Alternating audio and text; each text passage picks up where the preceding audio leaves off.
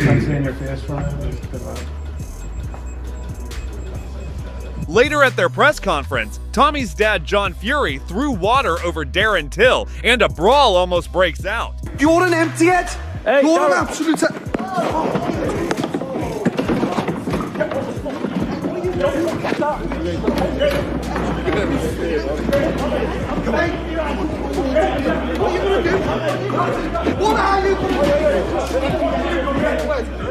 Hey, yo, 6 p.m., baby, get your tickets!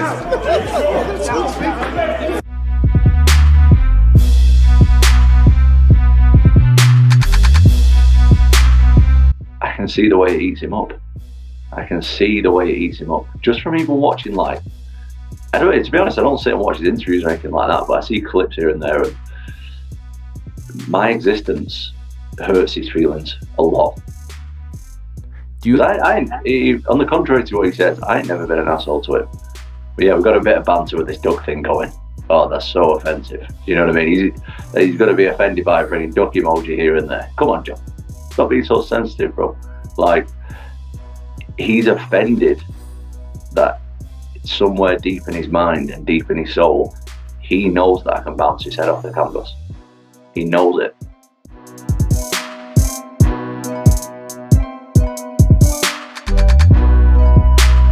I went to Jackson Wink once. Like, I think I was 1-0 as a pro, and I was standing at the dorms and just talking to the guys, and Jon Jones was always there. And they told me back in the day that Jon Jones used to take dick pills and then go to like the wrestling practice and just wrestle with the fucking hard on. What the? and I was like, what? But he's fucking crazy. And then a couple years later, he gets popped. He starts saying, yeah, he tops hot. And he said, I took the dick pills. So I guess he was like, what the? Backs him up. Yeah, I know. So I guess it almost does. He's really just his name might be just clear. Built on the dick he's a pills weirdo, from the gas but his station. name might be clear.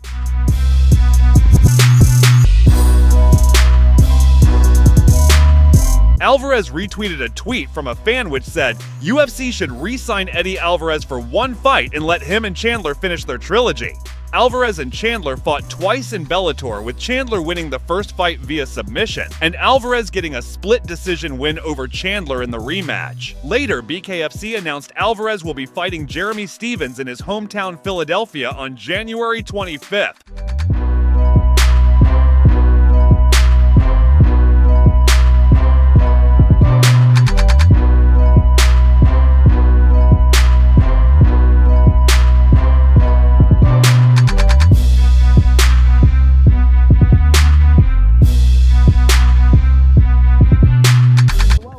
Peterson is my guy, but I don't even know what was going on in that fight. Keith, I love you, but that was crazy. I know even if you watch it, you're gonna be like, yeah, I f***ed up. Bow, bow, the back of his head. And I'm looking like, okay, that's 1, that's 2. Hey, Keith, that's 10. You might as well just cheat, bro, because if the refs aren't gonna call it, then who gives a shit?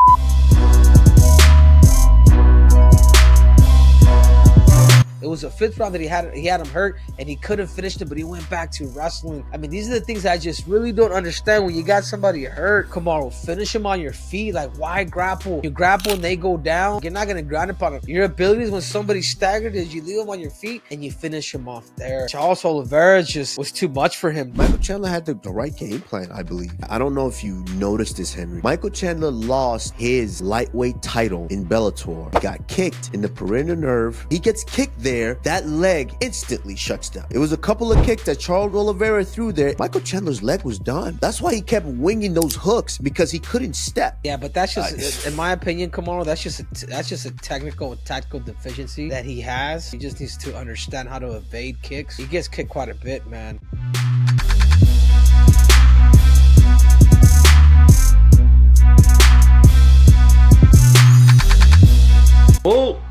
Oh, Chandler's on top. A lot of them was at the back of the head, like, but he's 4 rounds down, lad. What do you expect? He just wants to win, lad. And now it's Charles that just needs to survive, because he's 4 rounds up, lad. Lad, if I'm Mike here though, I'm standing up, me, and just swinging hooks at him. Oliveira's hurt here, lad, you can tell. Chandler's won this round, like, but Charles on his back now.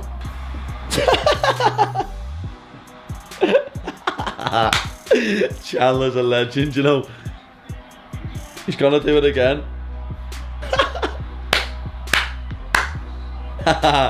And both of them are laughing. Sick that lad, they stopped before the fight had even finished and was just talking to each other. One judge gave one of the rounds a 10-8.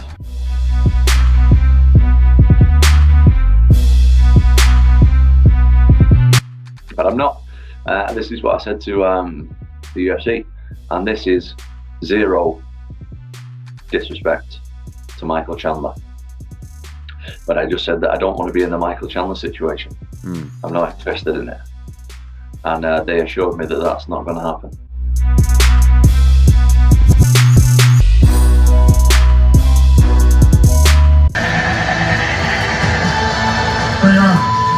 Bring her on. The consensus ready? See, the disrespect, you calling me a bitch, Sleepy. The disrespect didn't have to happen. You're gonna wish you didn't say that.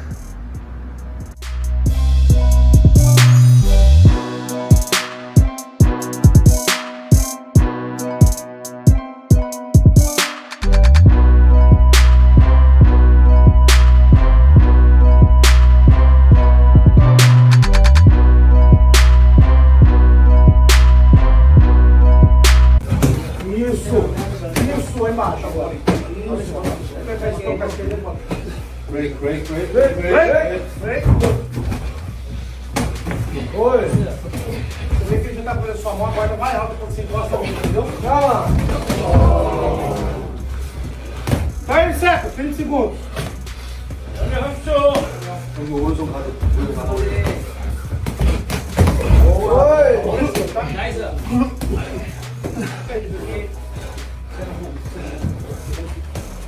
Ten seconds.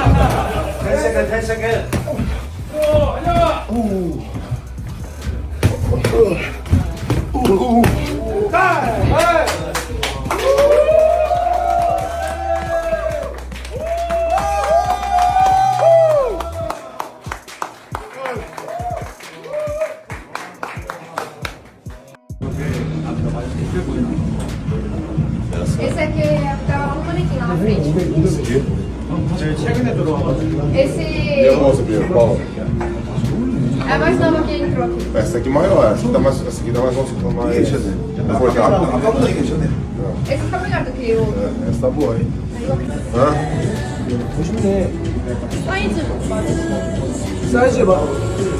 Chama. Vai lá, hein? Chama! Chama!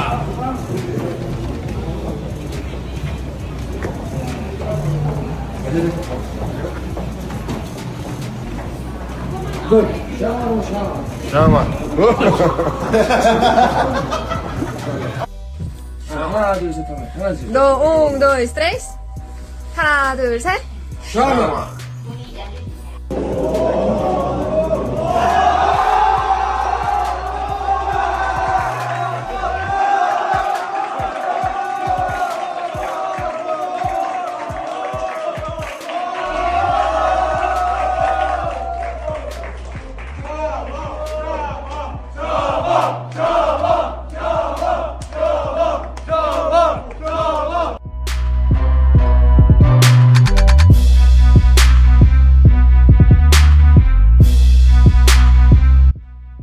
One of Jon Jones' biggest advantages that he has over everybody, and he says this on multiple interviews for multiple years, is that he's a tape studier, as am I. A massive tape studier. I watch the opponents, my coaches watch the opponents, pick up on the tendencies, pick up on what they like, what they don't like, what they're good at, when they're tired, what tires them out, how they're getting up off the bottom, how's the defense when you throw this shot, how do they react when you do this, etc.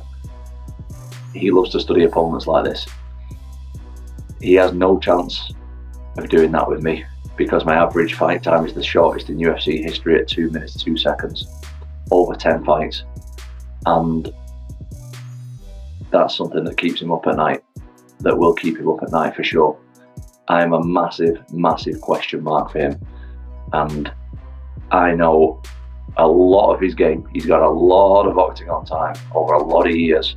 I've got next to nothing, next to no footage on me. He's out there of me doing anything apart from bouncing people's heads off the canvas, and he has no idea what to prepare for, and that is fantastic for me.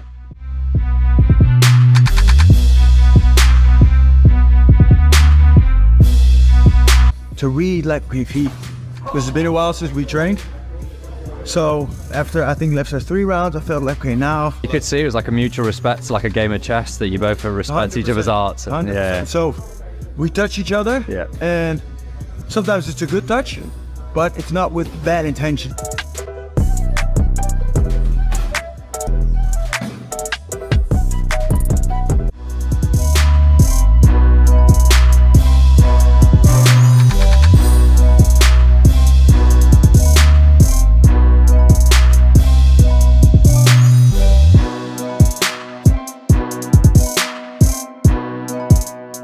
Wouldn't you want him to fight a whole bunch of different kind of styles before you get the ball, Craig? But even like right now, they're comparing him to Hamzat. It's not a comparison. Can he wrestle Hamzat? Can he fight Hamzat?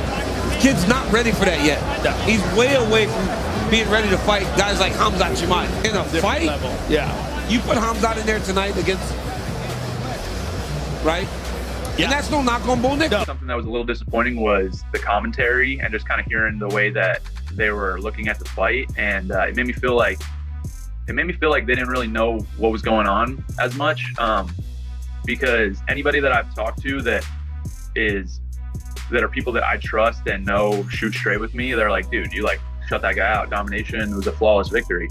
And to hear things like, you know, DC say, oh, he's not ready for Hamzat, and I think he was kind of trying to like be respectful, but also trying to like, I don't know, maybe like set me down a peg. It was just weird to hear, but I just feel like the people that I know that are in my corner who would give me honest, genuine feedback, they're very happy with the victory. I was very happy with the victory, and so that's what I really care about at the end of the day. But it was a little disappointing to hear some of those comments from people that I respect a lot.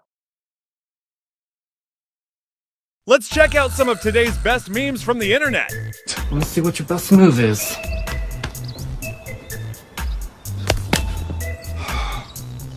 Jeez.